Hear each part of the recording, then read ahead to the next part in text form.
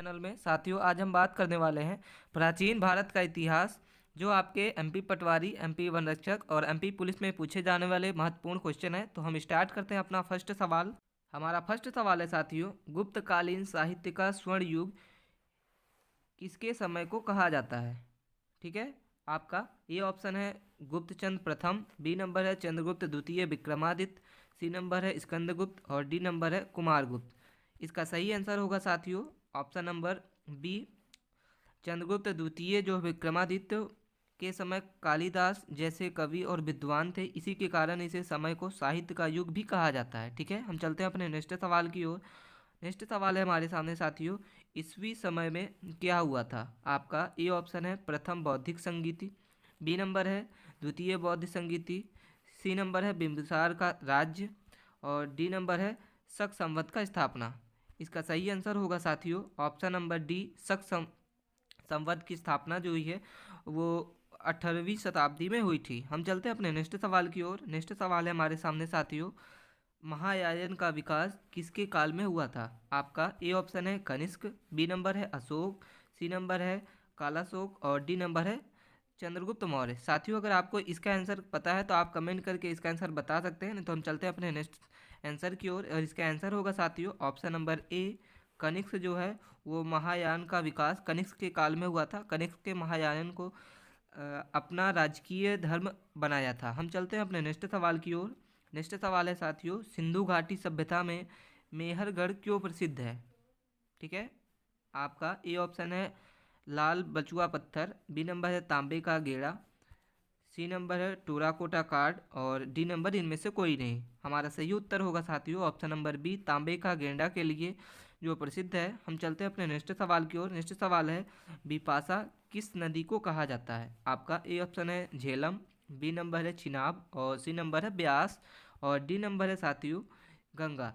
हमारा सही आंसर होगा साथियों ऑप्शन नंबर सी, ब्यास को है बिपाशा ब्यास नदी भी कहा जाता है। हम चलते हैं अपने नेक्स्ट सवाल की ओर। हमारा नेक्स्ट सवाल है साथियों, निम्नलिखित में से सिंधु घाटी सभ्यता का कौन सा क्षेत्र समुद्रीय व्यापार के लिए प्रसिद्ध है? ठीक है, आपके सामने चारों आंसर दिखाई दे रहे हैं। पहला ऑप्शन है रंगपुर, बी नंबर है लोथल, सी नंबर है रोपड़ और डी नंबर है हड़प्पा। इसका सही आंसर होगा साथियों ऑप्शन नंबर बी, लोथल जो है सिंधु घाटी सभ्यता का एक बंदरगाह था, जहां गुजरात में है। यह जो है गुजरात में है और यहाँ समुद्री क्षेत्र से व्यापार होता था। ठीक है, हम चलते हैं अपने नेक्स्ट सवाल की ओर। नेक्स्ट सवाल है, सिंधु घाटी सभ्यता का स्थान कोटा टीबा किस प्रदेश में है? सिंधु घाटी सभ्यता का स्थान कोटा टीबा किस प्रदेश में है? आपका चारों ऑप्शन है। पहला है आपके सामने गुजरात, बी नंबर मध्य प्रदेश, सी नंबर उत्तराखंड और डी नंबर कर्नाटक।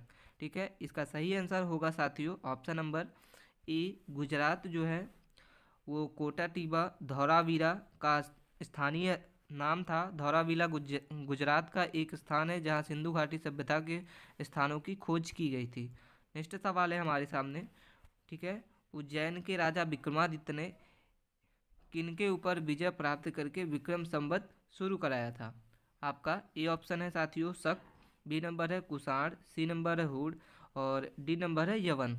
इसका सही आंसर होगा साथियों option number A, Vikramaditya Ujjain के एक चक्रवर्ती राजा थे।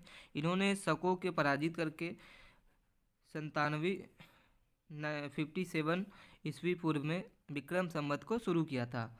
आपका नेक्स्ट सवाल है, गौतम बुद्ध को, ठीक है, गौतम बुद्ध ने अपना अंतिम उपदेश कहाँ दिया था? आपका ए ऑप्शन है सारनाथ, बी नंबर है राजगीर, सी नंबर है वैशाली और डी नंबर है पावापुरी। इसका सही आंसर होगा साथियों option number C, Gautam Buddha ने अपना अंतिम उपदेश जो है वो वैशाली में दिया था और उन्हें 483 ईस्वी पूर्व में कुशीनगर में निवारण प्राप्त हुआ था। हम चलते हैं अपने नेक्स्ट सवाल की ओर। नेक्स्ट सवाल है हमारे सामने, तुषारी लोग किन्हें कहा जाता है? आपका ए ऑप्शन है शक, बी नंबर है यवन, सी नंबर है हूण और डी नंबर है कुराण। सही आंसर होगा इसका ऑप्शन नंबर डी, सही आंसर होगा इसका ऑप्शन नंबर डी, कुराण लोगों को तुषारी लोग भी कहा जाता है। ये चीन के यूची जाति के संबंधित है।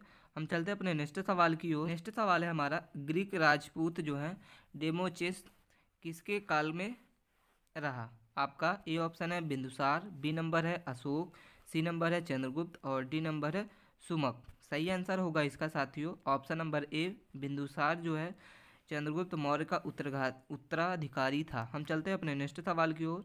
नेक्स्ट सवाल है मोहनजोदड़ो का क्या अर्थ है। ठीक है, आपका ए ऑप्शन है मृतकों का टीला, बी नंबर है जीवन का टीला, सी नंबर संघर्ष का टीला और डी नंबर है दुख का टीला। सही आंसर होगा इसका ऑप्शन नंबर ए, मृतकों का टीला जो है मोहनजोदड़ो का अर्थ है।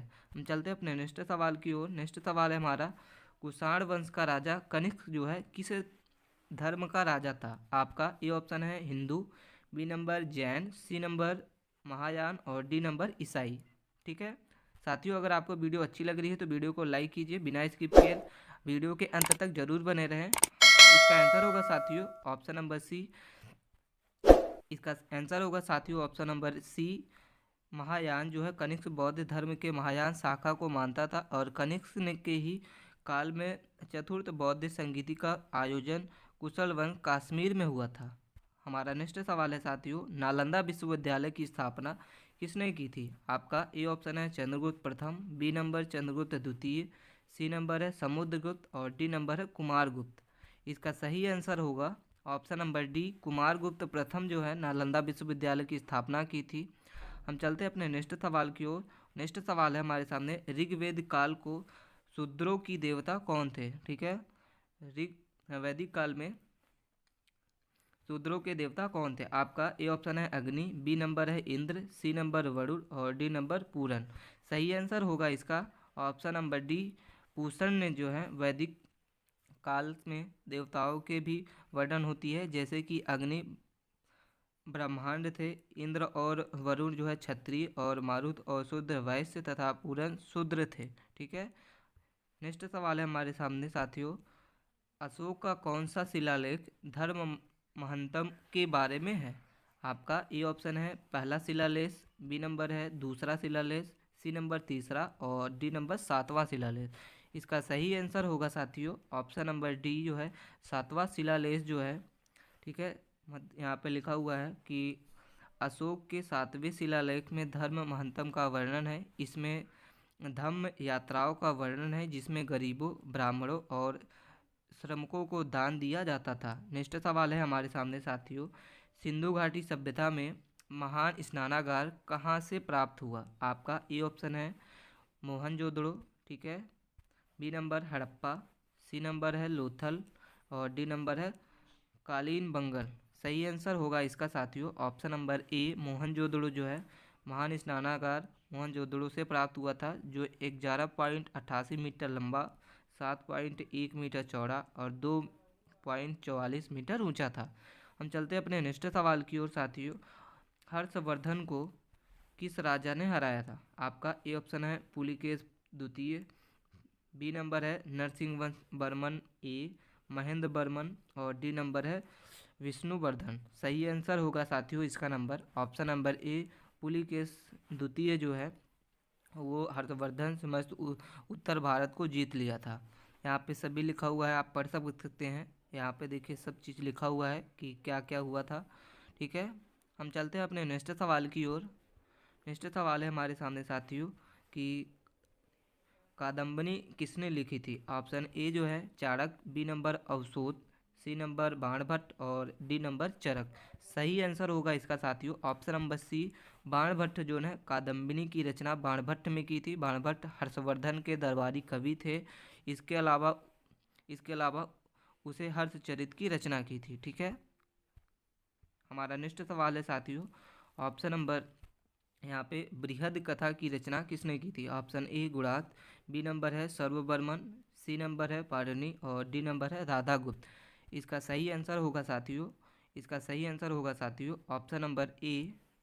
ठीक है, इसका सही आंसर होगा ऑप्शन नंबर ए साथियों अगर आपको वीडियो अच्छी लगी है तो वीडियो को लाइक कीजिए और चैनल को सब्सक्राइब कर लें। अपने दोस्तों के शेयर करना ना भूलें। रोजाना इसी तरीके से वीडियो देखने के लिए धन्यवाद।